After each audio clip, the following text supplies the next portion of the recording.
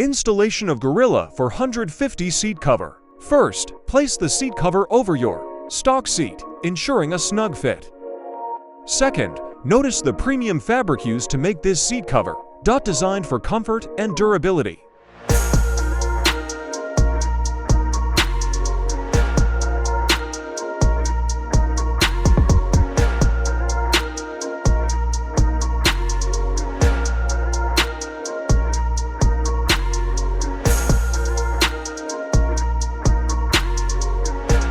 Third, now, locate the ropes attached inside the seat cover.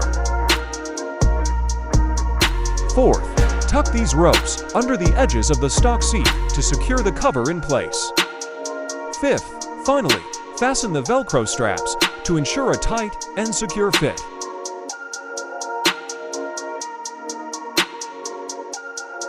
That's it, your cushioned seat cover is now installed, providing you with enhanced comfort and grip while riding.